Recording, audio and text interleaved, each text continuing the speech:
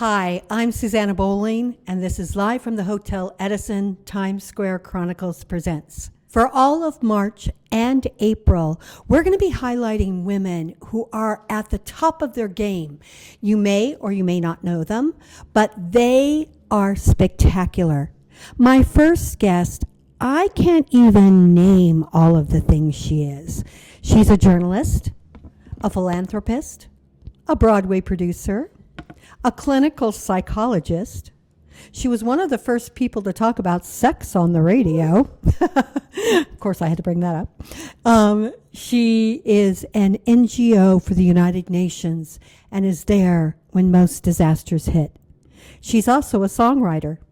I first met her when I was asked to do a panel called Reinventing Yourself.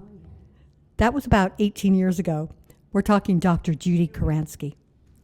Dr. Judy, of all the things that you do, which one brings you the most satisfaction? All of it, Susanna, all of it. Because doing it all, you know, that was a phrase that was troubling women for years. Can you do it all? Can you be a mom and can you go to work? Oh, yeah. Yeah, so listen, you can be a humanitarian, a musician, an author, a speaker, a TV reporter, a host, a delegate at the United Nations, a professor. To me, I learned do it all. In fact, when I was a child, we used to sit around at the table, obviously, and so my father would say, well, okay, kids, what'd you do today? So I'd come up with something I did, and he'd say, and what else did you do today? Really? And what else did you do today? So do you think that was a lesson? That was a lesson, all right. Massive lesson. Oh, he had lots of lessons. You also had to be perfect, because whatever you did, that's a problem. You had to be perfect at it. If the hedges weren't cut right, you were in trouble. You either had a Virgo or a Leo parent. He was a Leo. Yes, he was. Had a right. Leo mother. I know. I understand that version They of life. both were Leos, although my mother was very sweet. But and he was also a colonel. So in a certain way, so now I have these different things going on in my head. One is a psychologist who listens. You talk, I'll just go, tell me more. How did you feel about that? Those are the three things we say as a psychologist. Or in the Army, because that's where we grew up. My father was a dentist and a colonel in the Army. So it's like, you know what's right, and you have to do this, and do it right, and do it now. And you know how those sergeants teach. They're powerful. So you must be very disciplined. Well, yes, yes, for sure. I have learned, kids would say to me, I'd get very upset. I have a lot of students when we'd be doing a campaign at the UN, and it would be raining, and one of the young students said to me, I have to go now, Dr. Judy. I said, why? She said, because it's raining. I said, it's raining? I have to get home before it really pours. What? Wait, that brings He's up like, are you kidding me? You work all night. No, but that brings up an interesting question to me. When we grew up, because we grew up in a certain time frame, there was no coddling. There was, you do it, you learn it, or you're out. But now we have raised an entire generation. The snowflake people is what I think they call them. But, I don't feel good today, so I shouldn't do anything. What happened here? You know what? I know what you're talking about. Kids are spoiled today. I hate to say it, but not like us. No excuses. There were no excuses. No. You either do it or you're out. Right. And that's always the case. You say, either get on the train or get off. Get out of my way. That was the thing. And we have to blame the parents and the grandparents, because these are kids who were brought up. I do. They were brought up being spoiled and being indulged, and they could do whatever they want, and parents weren't around. So it's not totally their fault, but it is a big shame, because I get that all the time. I'm hungry. I'm tired. Tired? What? It needs to get done. So many things are in my head now that you said this. It's like my father would always say, it's not done until it's done. Oh, yeah. And it's like, so yes, it doesn't matter. You have to stay up all night. You don't go to sleep. You finish what you're doing. No, I do. But I think that in having a society of this, where is humanity going to go? Because they're not going to know how to raise children. And with everybody going, oh, poor me, I need to hide, we're going to have a world of hidden humans. It worries me a great deal. The only good thing about some change is that since we're talking, this is Women's Month and Yes. Women's Day, everything about women and girls, is that from the days that I was on the radio, every night, 3 hours a night, Dr. Judy, my boyfriend, left me. What do I do? Dr. Judy, I'm pregnant, you know, and I won't have whatever. My boyfriend's sleeping with my best friend. I mean, really, being upset about all these kinds of things is that girls today are really putting their foot down a lot more than they ever did before, but they still give in a bit and compromise their self-esteem. This is the major thing. For the 20 years I was on the radio answering people's calls, it was always, if you have self-esteem and really believe that you are great, not great by narcissistic, Right. but just you are fantastic. My mother's lesson about that, which was great, she would always say to me, you said, if I would say, oh, I can't believe I said that. And she'd say, you said the right thing at the right time to the right person in the right place, and that's it. Yeah, I think And that was isn't that a great message? it is, because relationships right now are in such a weird place. I actually got out of one because, as much as I love this human, and I do, the treatment was unacceptable. Okay, good. You came to the right point then, that it was unacceptable, and then you left. I did. That, if you shorten that time to when you recognize I'm not being treated like the goddess that I am, because Ask me how long that took me. Okay, but you got there. I did get there. So you need to give yourself credit for it, because when we grew up, we were not taught that as soon as you notice you're not being treated well, show the door, you know. Well, I come from a family that was highly mentally abusive. And I was constantly told I was not good enough. It didn't matter what I did. So That breaks my heart. I kind of, in this journey of life, have had to learn this. And it's funny because I always talk about this. When this happens to you, it's almost like you're branded. Of course. And people that have sympathy, they see it. But the people that like to prey on people, they see it more. They see it more, and they take advantage of you. I'm really sad that happened to you. Don't be. I am. I learned a lot. I know, and you know something? That is the bottom line. That if you turn scars into stars, I love that phrase, and turn all the negative things into a positive thing. See the door closes, the window opens, all that stuff. It's very true, and when you get it on a deep level, not just there, you learn. It's like kids who have a schizophrenic mother, they bond, they get better because of it. So you Trauma learn some, bonding. yes, trauma bonding, exactly. So you learn for it, but it's still sad. No mom should treat her child that way. They're really, she didn't have good upbringing herself. She did not, actually. Well, you pass it on. That's what happens. You do to others the No, way but you were done unto. I swore in my lifetime I would break those curses. There you go. So I've broken a lot of them. It's not easy to build self-esteem because, so many years as a therapist and a sex therapist, and it would get to the point of saying, well, you need to build up your self-esteem. Oh, how do I do that? Where do I start?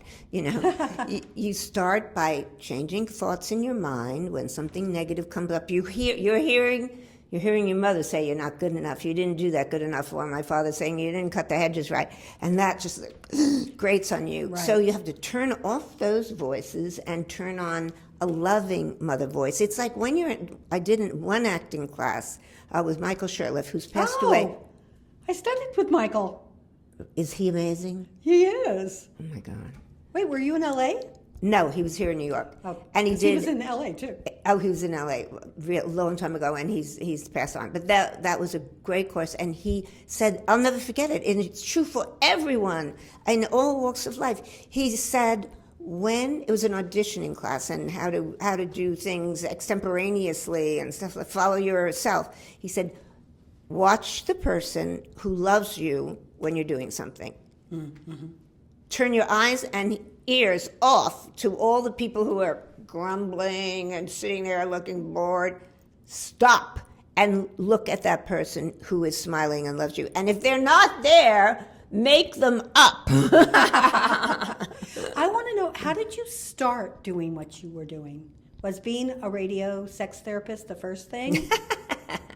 Everything flowed. It's not like I woke up one day and said, I want to be a sex therapist. It was the furthest thing on my mind. When you were growing up, what did you want to be? I wanted to be president of the United States. Really? Yeah. No. Yes, I did. No, I did. No way. Oh, you did? No. Oh, okay. Well, I was interviewed in 8th grade it was younger than that, because it's in the newspaper, in the school newspaper. They interviewed a bunch of girls, because we were girls then. What would you like to be when you grow up? And all of them said, I want to have a good family, I want to marry a nice man, or I want to be happy in being a housewife. They knew that. And I just said, I want to be the first woman president. Oh, mine wouldn't have been either of those. I wanted to be a Broadway star. I wanted to win a Tony. And I wanted my own talk show. And you have done one half of it. No, I've done most of it. All but the Tony part. The Tony part, right. Okay, well, we'll have to see about that. So I'm like... Right. Really? I didn't, honestly, I was not the girl that wanted to have a family. I didn't want to live in the little cottage house and things. I wanted an apartment in New York. And you have that. Okay, you're telling me all the dreams you fulfilled. Oh, yeah. You did? Yeah. That's awesome. I did a camp, since we're talking about Women's Day and everything, and I do a lot of recovery work and a lot of workshops and trainings for girls, a lot. And this was a program I did called the Girls Empowerment Camp. It was in Lesotho, Africa, which is that little country inside South Africa, the mountainous country. We ran a camp, and it was fantastic. You started this camp. Well, I worked on it with the First Lady of Lesotho, so it wasn't just me. Okay. I had to, because she provided a lot. You can't just arrive in the country, I'm going to do a camp. You have to have partners. So the First Lady of Lesotho was the partner, and others, all kinds of NGOs, UNICEF, and many. And so why you made me think of it, and why I had been thinking of it when you asked me to come do this program about women, is that the girls were so adorable, and we did many activities. They were doing dance and singing, which is very typical for African kids. They communicate by dance and singing. And one of the activities was to draw and enact what you want to be when you grow up. And many of them said they want to be a teacher or a nurse, and that's very typical. Oh. But several of them, like you, one girl said, I want to be an actor. And another cute little girl said, I want to start my own business. Wasn't that cute? She lives way in a village in the mountains of Lesotho. No, we're taught not to dream, and these girls are dreaming. I think it's brilliant. God. And another girl said, I want to start a hair braiding store. Yeah, hair braiding. And so I said, can I be your client? So I went to her little village.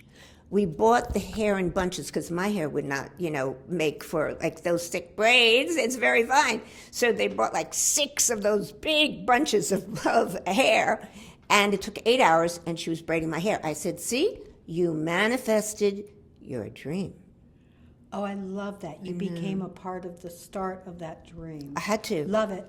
Love. We have to do that for others. I think that's one of the things that I would like to empower people with during March and April with these podcasts, is that we need to empower each other. And a lot of times women don't. A lot of times women are their own worst enemy because they're competing. But this is not a competition. Thank you. That's true. This is, if you empower somebody, you also empower yourself. This is a win-win situation. And I don't think that people really understand that. I think you're right. You're totally right. This is you're saying a big truism that's psychologically totally accurate. When others succeed, you succeed. Absolutely. And when you help them, like you said, make their dreams come true, then you get a good feeling about that instead of thinking, oh, she gets that and therefore I don't have it. Well, no, it's better for you. That's a good lesson. That's a good lesson for everybody here and wake up to. I just think that, if every day we did one act of kindness, if every day we empowered one person, if every day we smiled at somebody, if every day we did these little pieces of things, the world would so improve. I totally agree with you. Okay, well, that sounds like a challenge. And it's easy. What It's easy, can though. I do to make you happy today?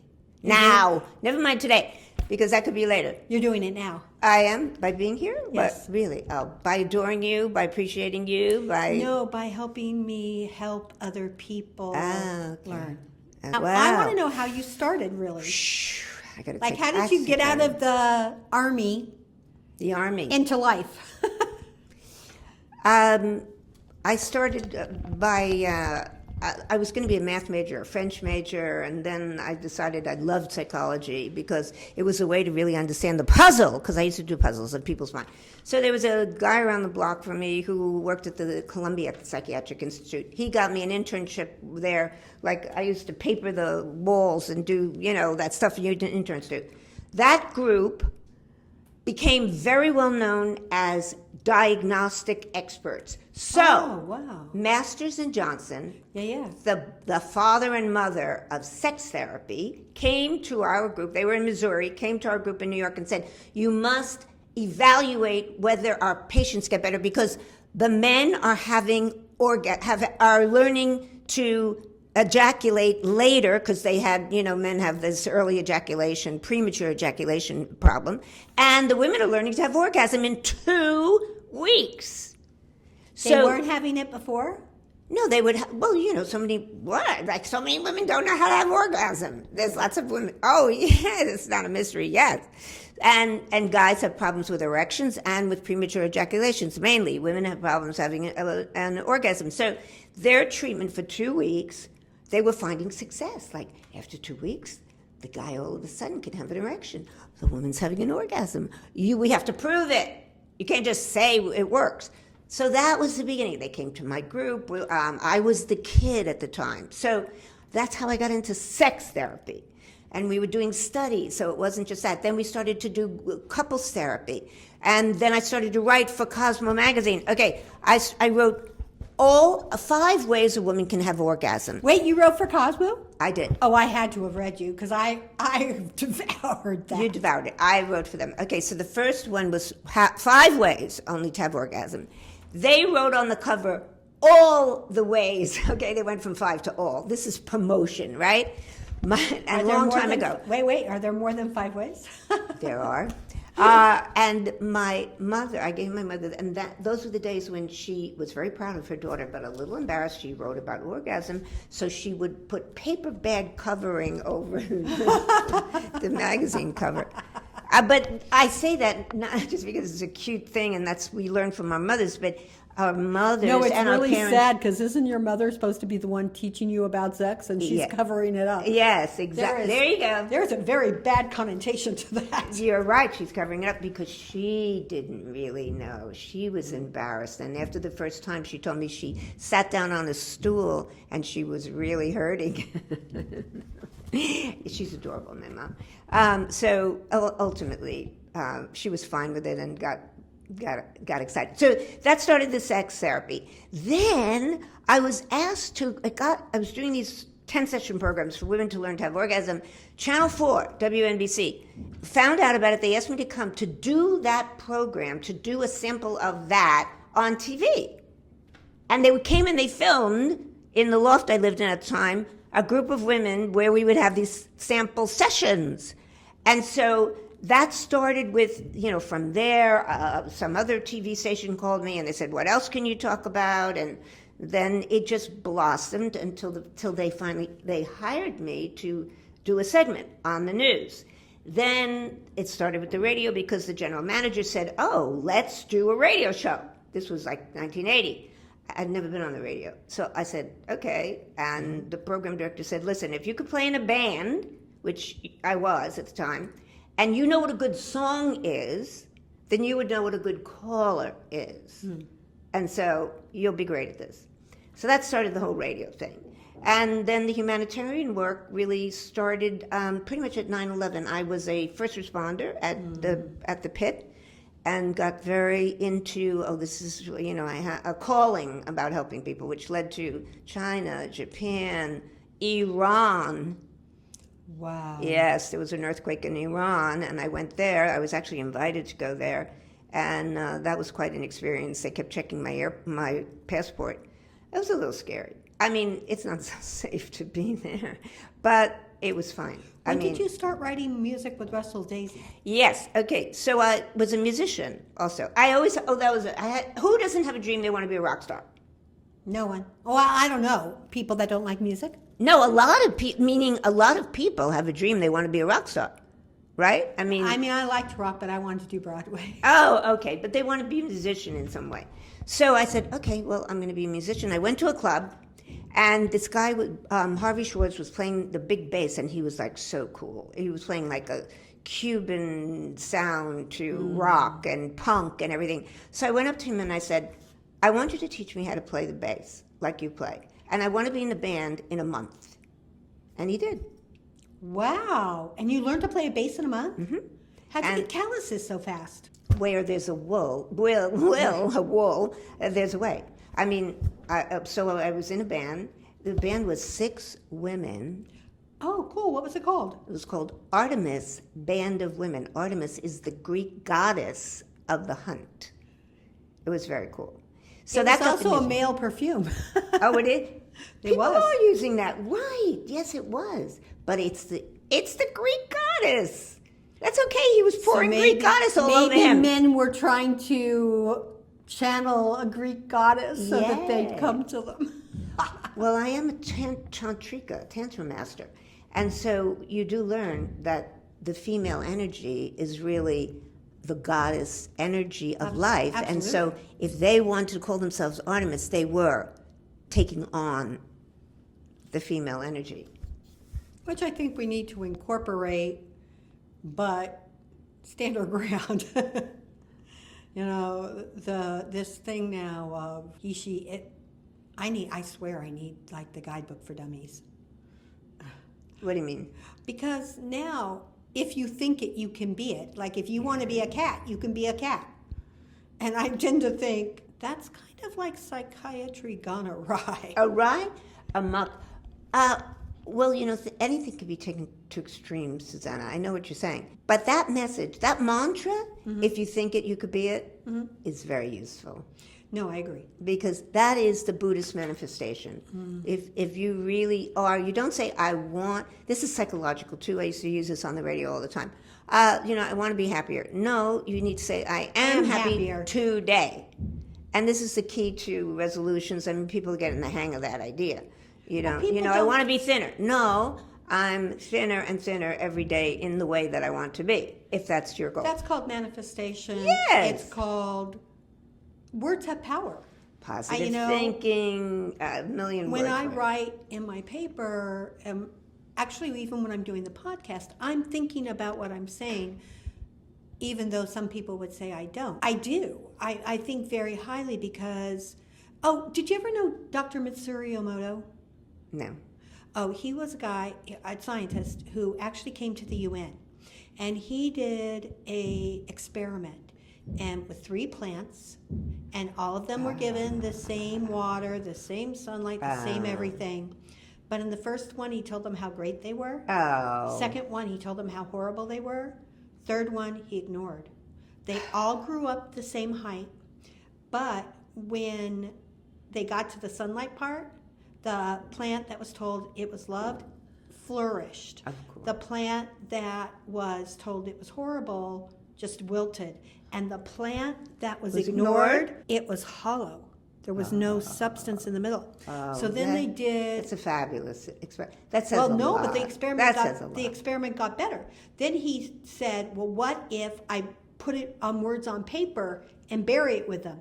Same thing. Oh, the words and whether you say the intent. words or right. Yeah. Then he thought, what if I just think it? And the same thing happened. Wow, thoughts are powerful. Yeah, Mitsuru Emoto wrote a book called Messages Through Water. Oh, that's... And he went and healed water all over the world because a lot of water was treated badly. And by thoughts and by getting groups of people together, he was able to change it. Oh, that's beautiful. That's a very poignant example you just gave.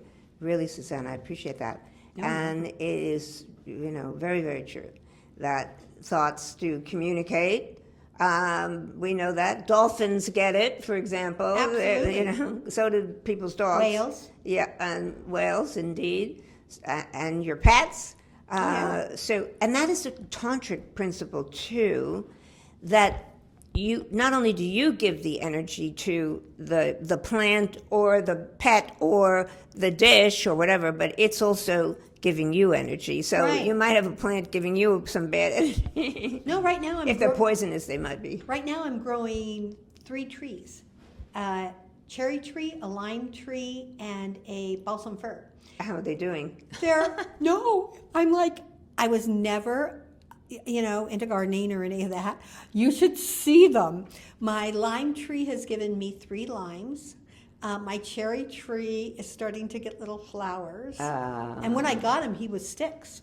Wow. And my balsam fir is just like happy. Well, what? There you're living. I want to bring something up. That you forgot about the fact. How did I get to the United Nations? Yeah, how did you get to the UN? Because I want to talk about, you just got an award from Biden. I did. Here it is. This is the Presidential Lifetime Achievement Award right here. It's a big paper, but that's the pin you get right there. Nice. Yeah, it's a beautiful pin with an eagle. So what did you do to deserve this? What didn't you do to deserve it? I think it's like other awards. They sort of ferret out people and then they vet them and stuff like that, and then they choose who they're going to pick. It's the same thing. And it just had to do with all the things that I've done. I mean, this one, since it's the presidential award, it's not about being in Iran that might have worked, or China, or Japan, or Russia now would not be very appealing to the United States. But it's about doing a lot of response work in here, like school shootings and being a first responder to all the floods in the Midwest and Katrina and so many fires different in LA. Well, I didn't go to the fires in LA because I was involved with things at the UN that were very pressing. But what happened at the UN is kind of interesting because I didn't really go after a lot of things, and that's a very odd thing. They kind of came, so that, which doesn't mean that you shouldn't apply for things and go after them, but I was just going about. I made a phone call to the head of this organization, the International Association of Applied Psychology, that is appointed at the UN, accredited, and I was on the phone with the guy, and he said, "Oh, Judy, do you want to be a representative of an organization at the UN?" It was just like that. I didn't call. I didn't look for it. And I said, "Well, Roy, I've never been to the UN. I don't think so." You hadn't been there yet? No. So, he said, "Doesn't matter. You'll figure it out." So that's a lesson I learned. One of the things I'm thinking about, because I'm thinking about finally writing the book of my life, is say yes and figure it out later. Oh, absolutely. Yeah. That's how the podcast happened. Okay, you said yes to... Ramel Scopez, who runs the Hotel Edison, who is the most amazing... Where we are. Yes, he's the most amazing human being in the world. I actually came to help a friend of mine host something because he was sick. And Ramel's and I started talking. He's like, "Why don't you do a podcast?" And I did not, I knew the word, but I did not know what one was. Magda and I are she's wonderful. fabulous videographer. Love her. Magda totally listens to podcasts, but Magda and I had been doing a lot of interviews of people. Right, yes, I know that. And he said, "Well, why don't you do one?" And why don't you do one on Friday? And this was like Tuesday. Oh, that's great. That's the And- best way when things happen. When somebody invites you, you feel good about it, right? You felt good. Well, it was Fashion Week, and I had friends that were in fashion. I'm like, I did guess. That turns out to be the hardest thing about doing a podcast, if you ask me. Is Getting guests. but also the ones that you want to share. Right.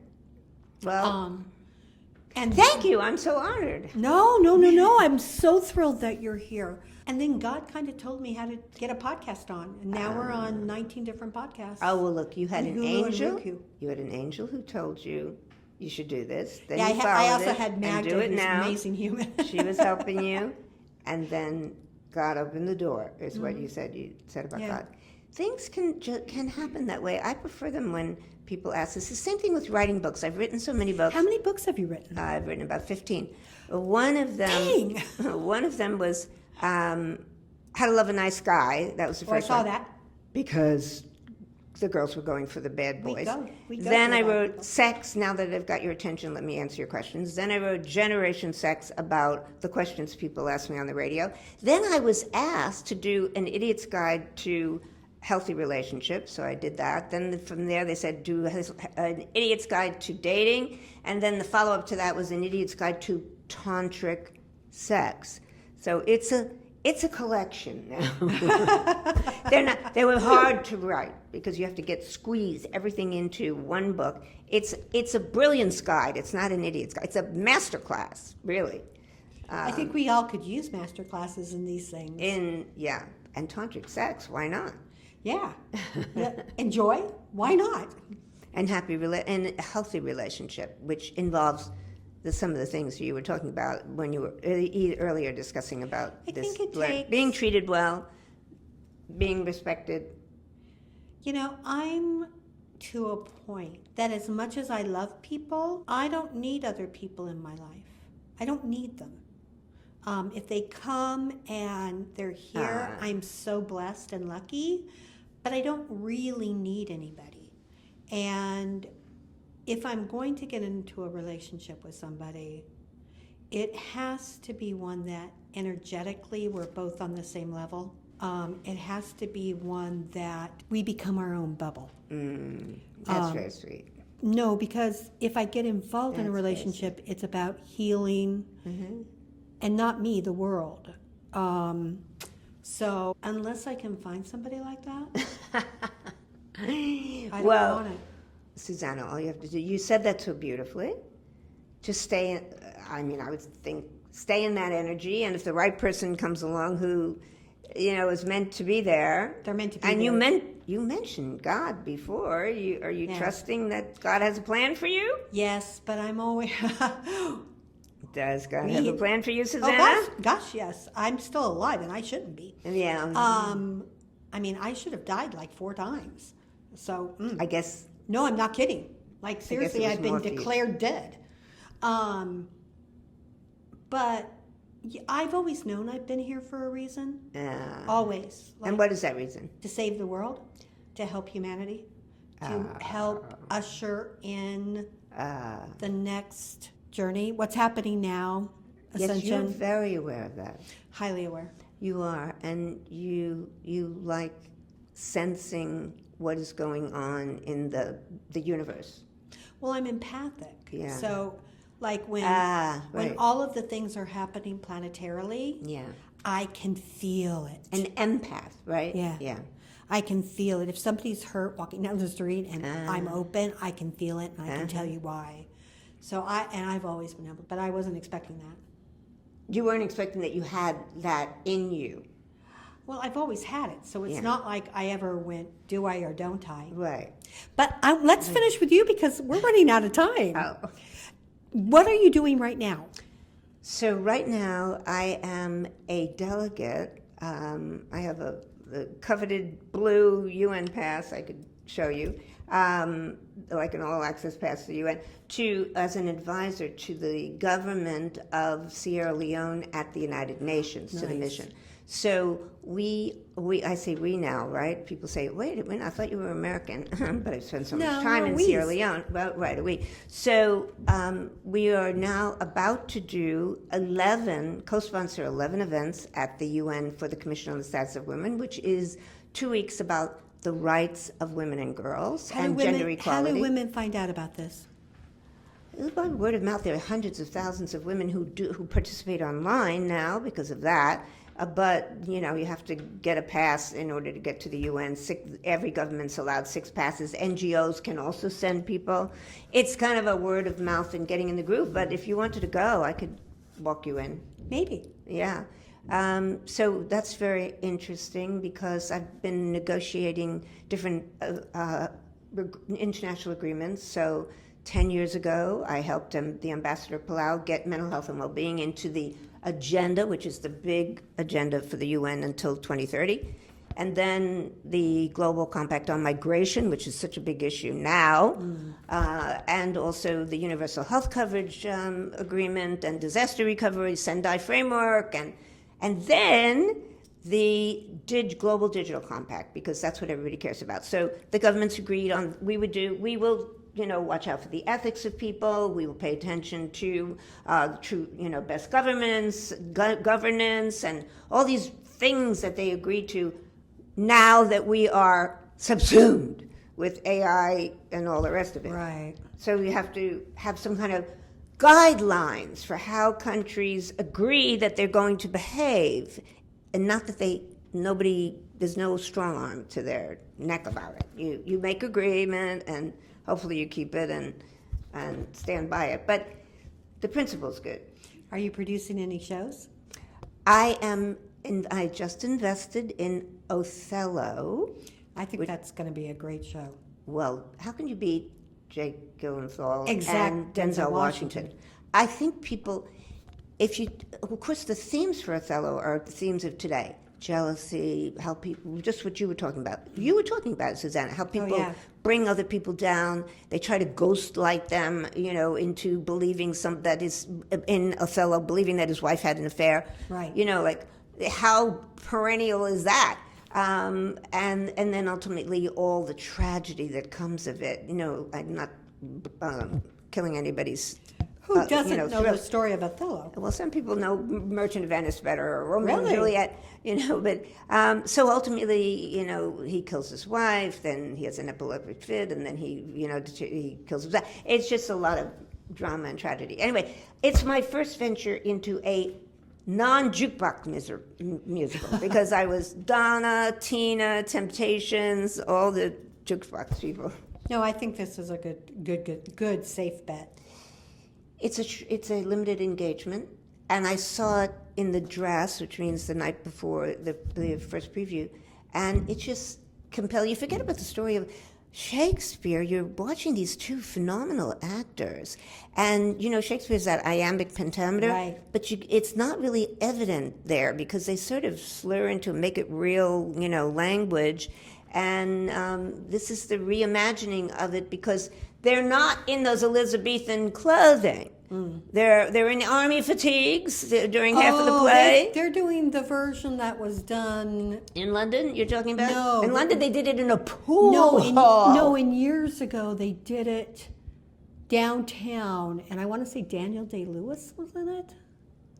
No, it wasn't Daniel Day-Lewis. It was a James Bond guy. Anyway, they did it, and it was in army fatigues. Right. Well, I'm going to bring a lot of. I usually bring a lot of my ambassador friends to plays. I did when there was a play of We Live in Cairo, so I brought a lot of. I saw that. That was great. It was fabulous and very much about what happened during that era of the Arab Spring. So I brought a lot of ambassadors. That I will to this as well because. There are so many things that go on in the UN and with Sierra Leone. I mean, I showed you this journal that these are the topics that we do. Hands Off Our Girls is the First Ladies Project, which is also a song you wrote. Yes, that's the song. That is the song, and I love it. It's really Hands Off Our Girls. They deserve our respect. Addressing feminized poverty, the conflict-related sexual violence, the victim rights abuse, the fact that they have, Sierra Leone is the first country to adopt a computerized way of tracking the perpetrators, the incidences of sexual violence. You would think that would be going on, but how many? But what happens to the perpetrators? Because 9 times out of 10, it's a slap on the frickin' hand. Okay, this is why I love the country that I represent, Sierra Leone. They are so forward-thinking. Please tell me What's they tell happened is that under this brilliant president, who was a retired general, as a matter of fact, Julius Matabio, so they mobilized, and the First Lady did this too, to get a law passed that now you get jailed much faster, your sentences are longer. Before you would get a slap on the wrist and, goodbye. No, now up to 15 years or more. So you see, it's still not enough for me. I mean, okay. I think personal castration, Okay. handoff, something, because for the victim it lasts a lifetime. Forever, right? So yeah, I have to cut this short but we're because survivors. we are survivors, and I'm glad to say I am. But we have to cut this short because we're out of time, and you have to go talk. I do, and I'm so glad that you have fulfilled your dream. That means a lot to me. It will stay with me, Susanna, because I adore you. And now, actually, in this show, you've said, I've been friends with you for a long time. You have actually said it really very clearly. I know you've said it to me before, but I just get it in this one sentence. I got the whole thing of what you want and how you're manifesting it now. And Magda's helping you manifest it, and all your listeners and viewers are helping you. So you have a lot of support. I do. For your dream coming true. I do. I would like to thank my guest, Dr. Judy Kuriansky, for being here, for sharing her life, her stories. I hope that you learned something from this today. I would love to thank Magda Katz for always being on my side, always being here and making us look and sound good. Ramel Scopez and the Hotel Edison for giving me a home, a voice, and a place to be. I'm Susanna Bowling, and this is Live from the Hotel Edison.